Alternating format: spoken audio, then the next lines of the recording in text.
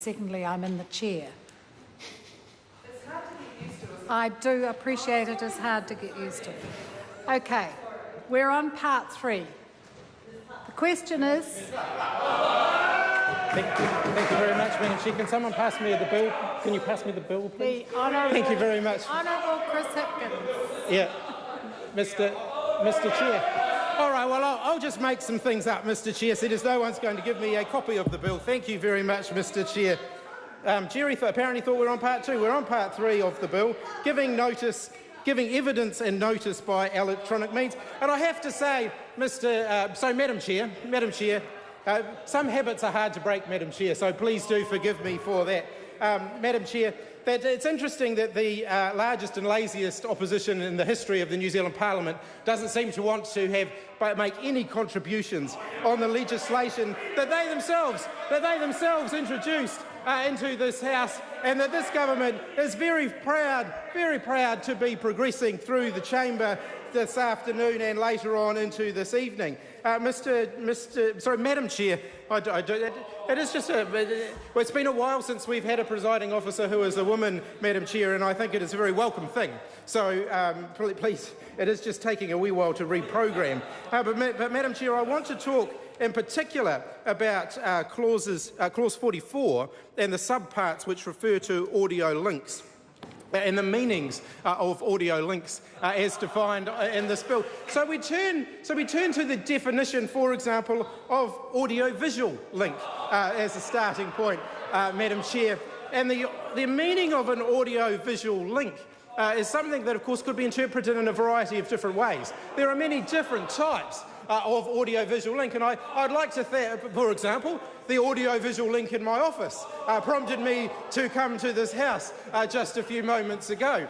But let's turn to the meaning of audio-visual link according to the Electronic Interactions Reform Bill, which says an audio-visual link means facilities that enable audio and visual communication between the Commission and a person when either or both of them are not physically present at the place specified in the notice. As important, of course, in dealing with these clauses, the word "and" is very important because Madam Chair, an audio and visual communication is very different to simply an audio communication, which of course is the previous definition in the Act. An audio link means facilities, for example, telephone facilities. Now, here's an interesting question.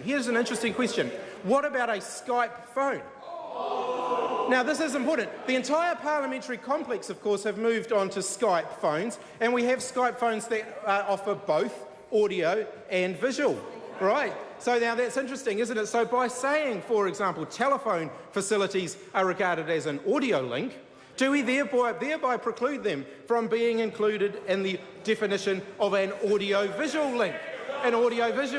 Because, in fact, a Skype phone could potentially fall under both definitions. And I think that's something that the House will want to consider in great detail, as given that this bill is designed to deal with the change in technology that is emerging and that is continuing to emerge. What happens when these definitions are changed as a result of the evolution of technology, and what happens when an audio link in fact becomes an audio-visual link? Because, let's go back to the definition of an audio link. I've got the members opposite on the edges of their seat with this. I know they're going to want to get into this in great detail. An audio link, of course, means facilities, for example, a telephone, that enable audio communication between the Commission and a person when either or both of them are not physically present at the specified place in the notice. Well, Madam Chair, the interesting thing here is that an audio link can also be used where people are present within a particular area. And so there could be, for example, we use video conferencing to link up with a variety of different people, some of whom are present and some of whom are not. So I think that creates an interesting question about the definitions contained in this particular Part 3 of the Electronic Interactions and Reform Bill. Oh, look, there are many other provisions. I mean, Part 3 extends over several pages, and I have only dealt with 2 very small clauses of that, Madam Chair, and I intend to scrutinise this legislation in much greater detail to ensure that what we have inherited from the previous government is in fact in keeping with the intentions of the current government, to ensure that we're making sure that we are delivering for New Zealanders the change that they voted for at the last election that the members opposite are still coming to terms with. So if we turn to clause 45, for example, Madam Chair. Madam Chair. I call the Honourable Andrew Little. Thank you, Madam Chair. I think the